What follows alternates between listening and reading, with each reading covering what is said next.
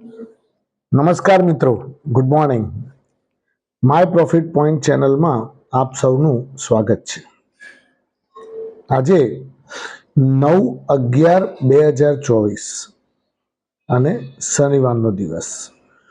Weekly trading પૂરું થઈ ગયું સોમથી શુક્ર, અને આજે શનિવારે અને રવિવારે 2 દિવસ જે રજા મળતી હોય છે એને આપણે ઇવેલ્યુએટ કરવાના 2 દિવસો કહેવાય, કે જે સોમથી શુક્રમાં આપણે શું કર્યું, કેવું રહ્યું બજાર, કેવા રિઝલ્ટ સિઝનમાં શું જોવા મળ્યું. અને અત્યારે મિત્રો રિઝલ્ટ સિઝન સદાબહાર અને પૂરબહારમાં ચાલી રહી છે. દરેક કંપનીઓ પોતાના રિઝલ્ટ ત્રિમાસિક Q2 2025ના રિઝલ્ટ અત્યારે હાલ મૂકી રહી છે. તો એના સંદર્ભમાં શેરની અંદર જબરદસ્ત મુવમેન્ટ જોવા મળતી હોય છે. જે પણ રિઝલ્ટ એ લોકો મૂકે છે, જે રીતે રિઝલ્ટ એ લોકો ડિક્લેર કરે છે, એના સંદર્ભમાં એના શેર્સની અંદર મુવમેન્ટ પોઝિટિવ યા નેગેટિવ જોવા મળતી હોય છે. ગઈકાલની આપણે વાત કરીએ મિત્રો, તો મેં તમને વાત કરી હતી કે ઇન્ડિયન હોટલનું રિઝલ્ટ ખૂબ સારું આવ્યું હતું, એટલે એના અંદર પોઝિટિવિટી જોવા મળી અને જબરદસ્ત તેજી જોવા મળી મિત્રો. બીજું કે અલગ કંપનીઓ એમાં રિઝલ્ટની અસર તમને જોવા મળતી હોય છે મિત્રો. હવે ગઈકાલે બપોર પછી જે સાંજના રિઝલ્ટ આવ્યા છે એમાં હું તમને અલગ કંપનીઓના રિઝલ્ટની માહિતી આપું, તમે એને સાંભળજો મિત્રો. હવે ગઈકાલે પહેલાં તો આપણે વાત કરી લઈએ FIIના ડેટા, કારણ કે FIIના ડેટા દરરોજ નેગેટિવ આવતા હોય છે, પોઝિટિવ આવતા નથી. પોઝિટિવ કોન્સ્ટન્ટ 3 દિવસ આવવા જોઈએ તો જ પોઝિટિવ ગણવાના.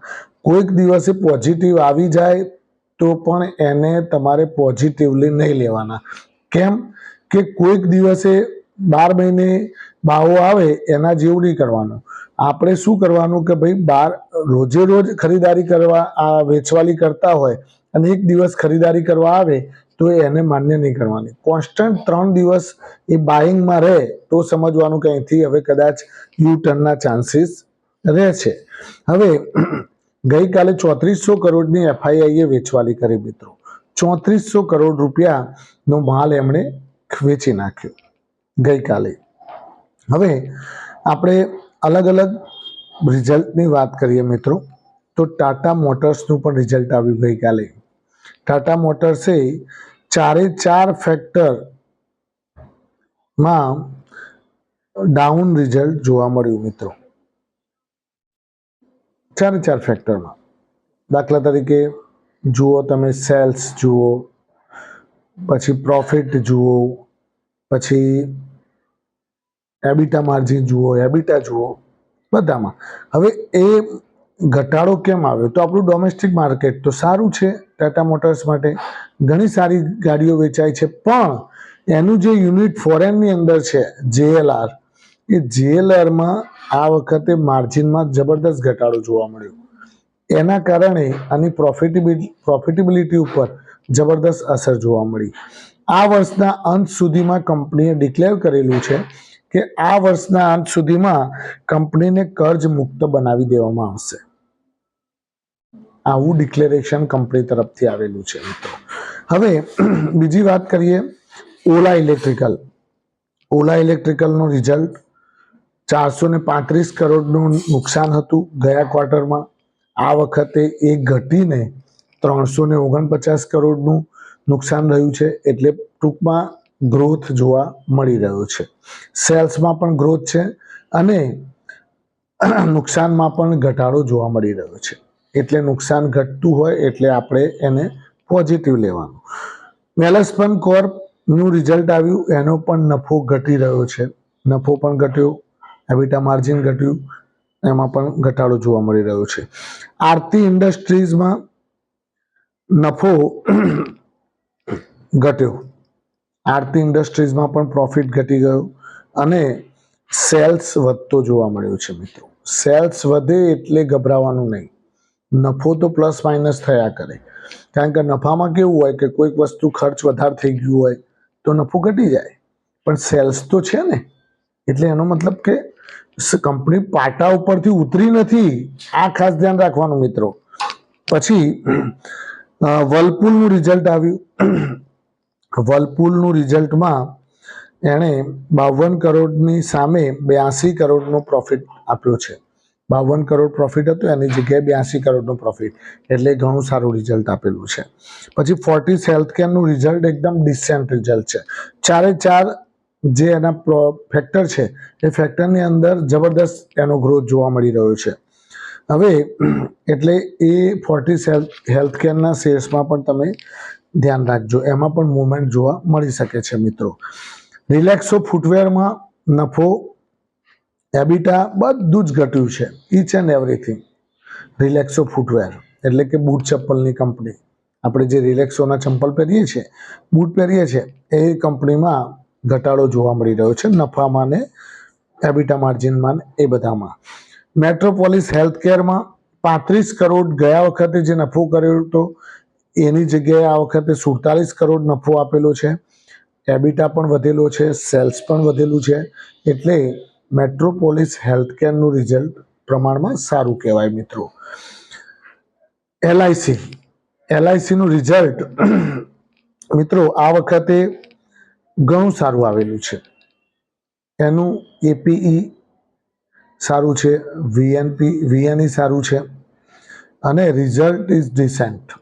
બધી રીતે ગ્રોથ જોવા મળી રહ્યો છે. એમાં પ્રોફિટમાં પણ જમ્પ છે, બધી રીતે સારું કંપનીનું રિઝલ્ટ પેશ કરેલું છે. હવે આના શેર ઉપર કેવી પોઝિટિવ કે નેગેટિવ અસર થાય છે એ જ્યારે બજાર ખુલે સોમવારે એના ઉપર ડિપેન્ડ કરશે. જેએસડબલ્યુ સ્ટીલનું રિઝલ્ટ નથી આવ્યું, પણ એણે કોલસાની એક ખાણ જે હોય એની જે બોલીઓ લગાવવામાં આવે ને ભાઈ, એમાં એને બોલી જીતી છે.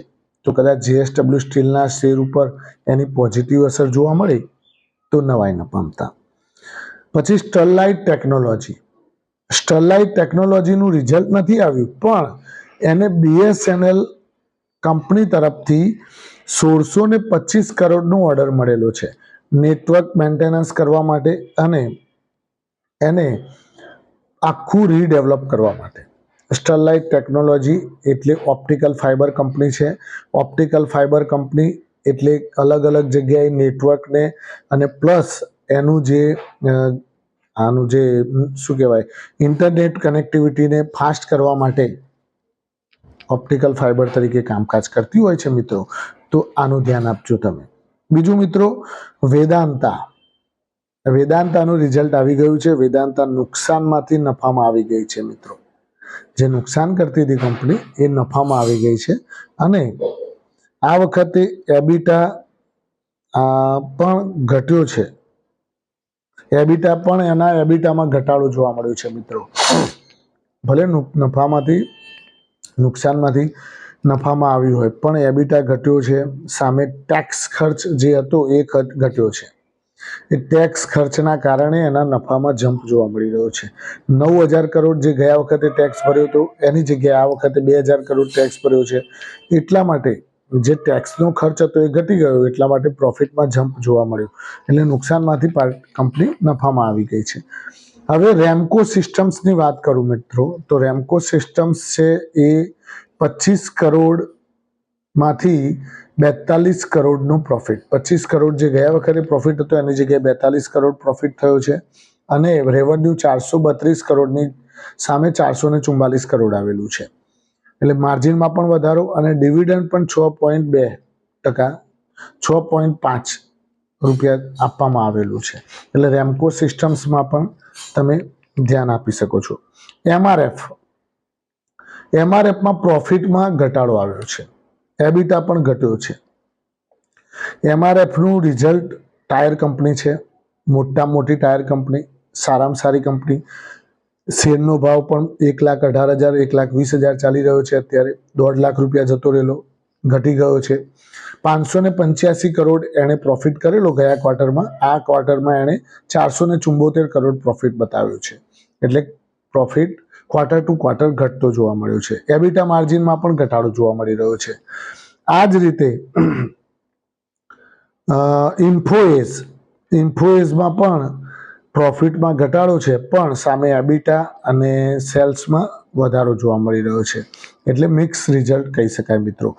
ACE action construction equipment limited એ કંપનીમાં રિઝલ્ટ સારું આવેલું છે. બધા જ પેરામીટર્સ એના સારા છે અને દરેક પેરામીટરની અંદર એનો ગ્રોથ જોવા મળી રહ્યો છે મિત્રો. ઇક્વિટાસ સ્મોલ ફાઇનાન્સ બેંકનું રિઝલ્ટ થોડું ખરાબ આવેલું છે. ખરાબ મીન્સ કે એમાં પ્રોફિટ છે એ જબરદસ્ત ઘટ્યો છે, એનઆઈઆઈ પણ ઘટી છે અને એનપીએમાં પણ વધારો જોવા મળ્યો છે. એનપીએમાં વધારો થાય એટલે બેંક માટે ખરાબ મિત્રો, આ ખાસ ધ્યાન રાખજો. નેટ પ્રોફિટમાં કદાચ ઘટાડો આવે એ પોસાય, પણ નોન પરફોર્મિંગ એસેટ્સ જો વધી જાય તો બેંકો માટે ખતરાની નિશાની કહી શકાય. બીજું મિત્રો, એસબીઆઈનું રિઝલ્ટ તો માર્કેટ અવર્સમાં આવેલું, એ પણ સારું જ આવેલું છે, પણ એને બજાર કઈ રીતે રિએક્ટ કરે છે એના ઉપર ડિપેન્ડ કરે. આ બધી વાત થઈ ગઈ રિઝલ્ટની ઓવરઓલ. હવે મિત્રો, આપણે એફઆઈઆઈની વેચવાલી ચિંતાજનક છે. રિઝલ્ટ સારા આવે એની સારી અસર જોવા મળી રહી છે, ખરાબ આવે એની ખરાબ અસર જોવા મળી રહી છે મિત્રો.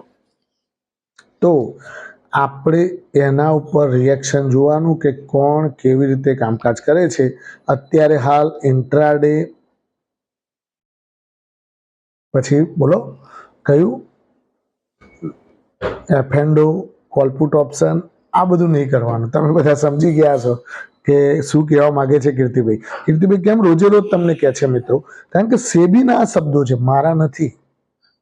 સેબી પોતે કહે છે કે ભાઈ કોલપુટ ઓપ્શન, એફએનડો કે પછી ઇન્ટ્રાડે ન કરો. 93% લોકો નુકસાન કરે છે, સમજી જાઓ. હવે 7% પ્રોફિટ કરે, એ પણ નસીબ વાળો કોક હોય, અને 7% વાળા હોય ને બીજા મહિને બધા 93%માં આવી જાય. એ લઈને તો ના જવા દે ઘરે, પણ જે લઈને ઘેર આવ્યો, હું તમને પહેલેથી વિડીયોમાં એક જ વસ્તુ કહેતો આવ્યો છું મિત્રો, કે જે નફો તમે લઈને ગીઝામાં લાવ્યા એ તમારું, બાકી બધું શેર બજારનું. ખ્યાલ આવી ગયો? તમે હંમેશા કોઈ પણ શેર્સ તમે પરચેસ કર્યો હોય અને વેચો, ટાઈમસર વેચો, ભલે ઉપર જતો રહે, તમે વેચીને નફો લીધો એ મહત્વનું છે. ભલે પછી ઉપર જાય, આપણે શું જોવાનું, એ કોઈ બીજાને નફો આપશે, પણ આપણે તો નફો લઈ લીધો ને. આનાથી સંતુષ્ટિ રાખવાની. શેર બજારમાં સંતુષ્ટ માણસ જ કમાય. વધારે હાય ને લાય કરવા વાળો માણસ નુકસાન કરે ને કરે છે. તો મિત્રો, ધીરજ રાખજો, શાંતિ રાખજો, ઉતાવળ કરતા નહીં. બજાર ગમે ત્યારે પણ યુટર્ન લે, પણ ઘણી વખતે તૂટવાના ચાન્સ પણ વધારે હોય છે. હવે એફઆઈઆઈની વેચવાલી ક્યારે કેટલી અટકે છે એના ઉપર ડિપેન્ડ બધું કરશે. અમેરિકાના બજારો તો ખૂબ સારા ચાલી રહ્યા છે, પણ આપણા બજારમાં વેચવાલી એફઆઈઆઈની ઘટતી નથી, એ મોટો ચિંતાનો પ્રશ્ન છે મિત્રો. Thank you very much. ખૂબ ખૂબ આભાર મિત્રો. વીકેન્ડ તમારા માટે સારું રહે અને ફેમિલી સાથે વિતાવો એવી મારી આપ સૌને માય પ્રોફિટ પોઈન્ટ ચેનલ વતી શુભેચ્છાઓ. Thank you.